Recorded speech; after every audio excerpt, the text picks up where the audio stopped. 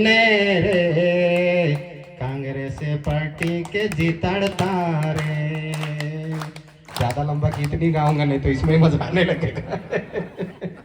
इसलिए कि थोड़ा सा जब गंभीर बात सुनते हैं तो दिमाग भारी हो जाता है। वो दीदी कांग्रेस पार्टी का इतिहास बता रही थी। भैया हम लोग कमजोर इसलिए पढ़ रहे थे क्योंकि कांग्रेस पार्टी का इतिहास हमारे नौजवान साथियों को हम बता नहीं पा रहे हैं। और कांग्रेस पार्टी ने एक नौजवान युवा को, एक गरीब अंतिम छोर में, कल दीदी मेरे इलाके में थी, दीदी को मैं व्यथा बता रहा था कि दीदी को मैं मेरे घर ले जाना चाहता था, लेकिन मेरे भी घर बनाने के लिए अच्छी गाड़ी, दीदी की अच्छी गाड़ी मेरे घर तक जा नहीं पा सकती, इसलिए दीदी को मेरे घर नहीं ले जा पाया। वहां से एक नौजवान साथी मजदूर, किसान और आदिवासी के बेटे को कांग्रेस पार्टी ने इस देश की सबसे बड़ी महापंचायत संसद में भेजने के लिए अपना उम्मीदवार बनाया।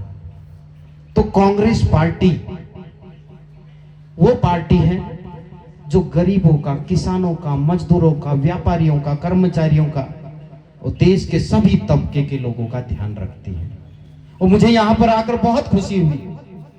मैं सोच रहा था कि देश की सबसे बड़ी पार्टी मुझ जैसे युवाओं को उम्मीदवार बनाई और युवा ही नहीं आ रहे हैं। लेकिन तालियों की गड़गड़ाहट से मैं बिस्टान के युवाओं का स्वागत, अभिनंदन करना चाहता हूं। जोर से तालियों की गड़गड़ाहट होना चाहिए। यहाँ केदार दादा के क्षेत्र में मैंने देखा, चुनाव प्रचार में मैं आया था, सारे पगड़ी वाले बुजुर्ग लोग, दादा दौड़ लगा रहे हैं, उनके पीछे पीछे ये सारे पगड़ी वाले लोग भी दौड़ लगा रहे हैं।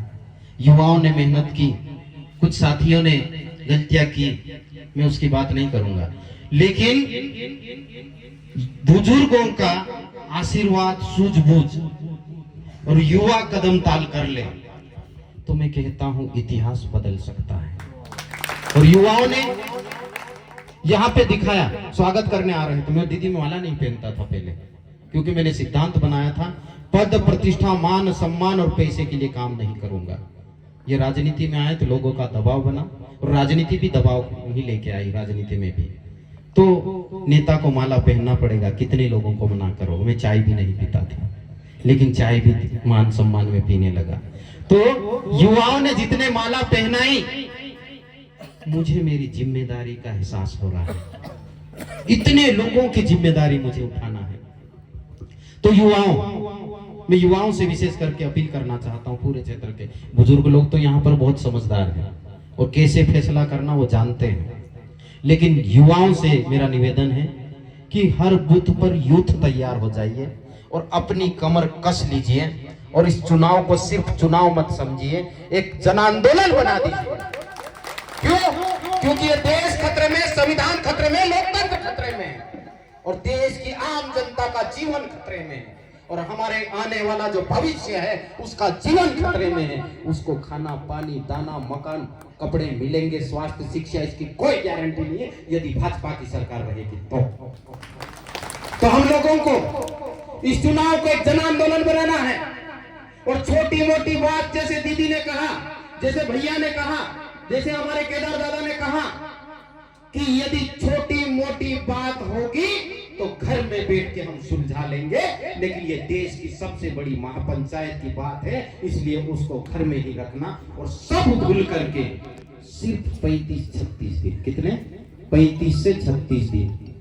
बहुत सारे लोग बोलते हैं कि मेरे खेती में काम है, मेरा व्यापार प्रभावित हो जाएगा, मेरी पढ़ाई प्रभावित हो जाएगी और मेरे दूसरे काम प्रभावित हो जाएंगे, लेकिन आपके 5 साल का फैसला होता है भाइयों, और मात्र 35 दिन की बात होती है। हम फिर 5 साल तक माथा पीटते रहते हैं कि हमने बड़ी गलती कर दी कि गजन पटेल जैसे व्यक्ति को सांसद बना दिया जो हमारे इलाके में चेहरा दिखाने भी नहीं आता। बात तो दूर है साथियों, दादा आपके इलाके में आते हैं इसलिए बच्चा बच्चा दादा को जानता है। दादा इलाके में आते हैं इसलिए एक एक व्यक्ति की समस्या के बारे में जानता है, लेकिन वो महाशय तो दिल्ली, भोपाल के चक्रों से दूर नहीं निकल पाता, जैसे उनके बड़े नेता वैसे ही वो छोटे नेता। अच्छे अच्छे सूट बूट पहन के एक दिन में 4 ड्रेस बदल करके कहां जाते हैं भैया? विदेश में।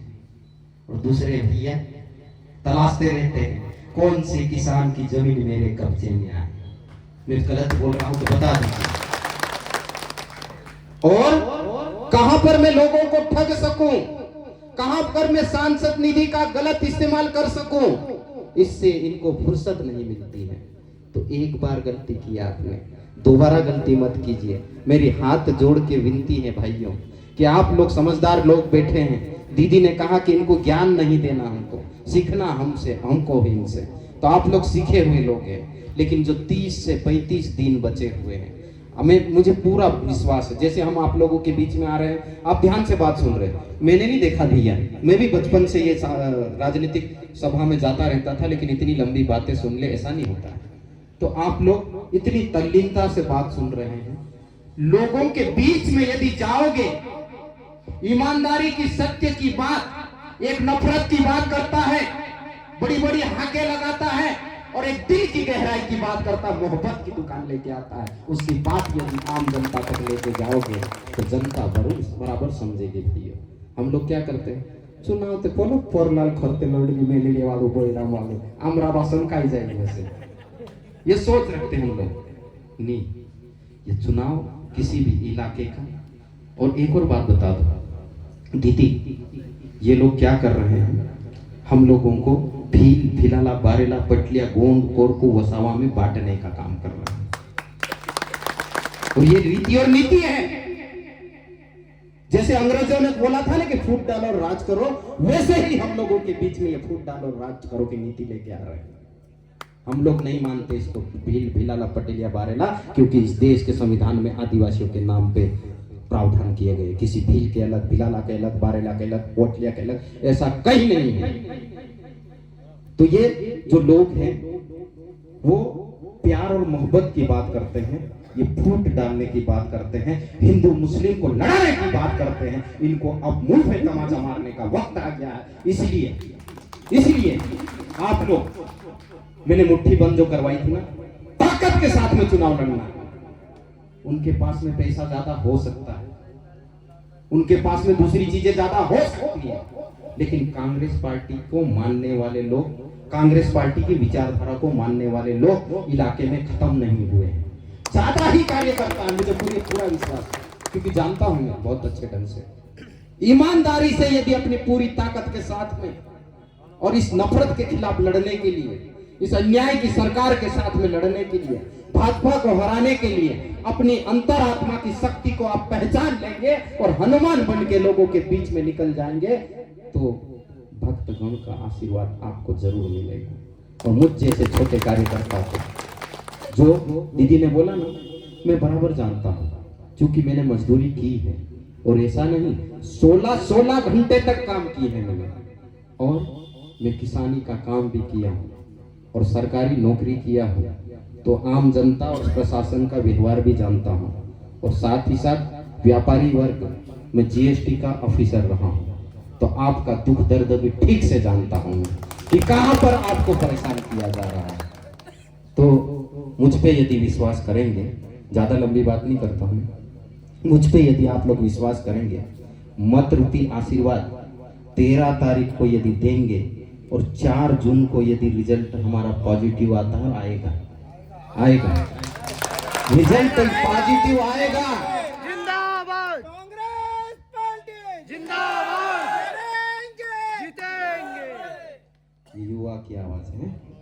तो ये जो आवाज आप यहाँ पे लगा रहे हैं ना, तो 4 तारीख को रिजल्ट आएगा और हम जीत के साथ में जब सदन में जाएंगे, तो मैं इतना विश्वास आपके उपस्थिति में दिलाना चाहता हूं कि आपकी कोई भी बात, ये गजन पटेल जी के आप रिकॉर्ड उठा करके देख लेना, सदन में कितनी बार प्रश्न उठाया, व्यापारी का, किसान का, मजदूर का या अन्य समाज का, कोई भी हो, कितनी बार प्रश्न उठाया, आप इतिहास उठा के देख लेना। ये तो डिजिटल जमाना आ गया, और ये डिजिटल जमाने की भी बात करते हैं ना, ये माननीय राजीव गांधी जी की देन है। अरे ये तो देश को बेचने का ही काम किए, देश को डुबाने का ही काम किया, इससे बड़ा कोई काम नहीं किया। पूछते हैं कांग्रेस ने क्या किया? कांग्रेस ने देश को बनाया, आप जो बनाया उसको बेचने का काम कर रहे हैं। तो मैं कह रहा हूँ कि डिजिटल जमाना है, आप उठा के देख लेना, और जब आप हम पे विश्वास करेंगे तो हम पूरी ताकत के साथ में, पूरी ईमानदारी के साथ में आपकी बात को सदन में रखने का प्रयास करेंगे। और ये क्या एक तरफा करने की बात कर रहे हैं?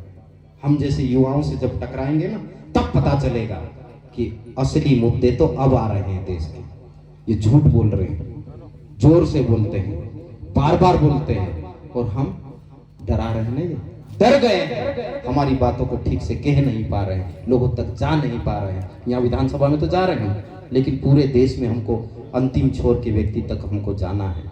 तो एक तो बात ईमानदारी से करेंगे, दूसरा जितना हमसे हो सकेगा, जो हमारा सपना है कि हर गरीब के बेटे को अच्छी शिक्षा मिले, हर गरीब व्यक्ति का अच्छा इलाज हो, और हर गरीब को 2 वक्त का भोजन मिले, और इनके राज में जैसे पलायन हो रहा है ना, ये पलायन रुकना चाहिए, और नौजवान जो बेरोजगार साथी है उनके स्किल डेवलपमेंट के कार्यक्रम चलना चाहिए, और छोटे छोटे उद्योग धंधे अपने अपने इलाके में स्थापित होना चाहिए। ये हमारा सपना है, और इस सपने को हम पूरा करेंगे हमारे मार्गदर्शकों की सलाह से, गुरु ज्ञान से, और मुझे पूरा विश्वास है कि इसको हम कर पाएंगे। मैं पुनः आप लोगों ने एक शानदार जानदार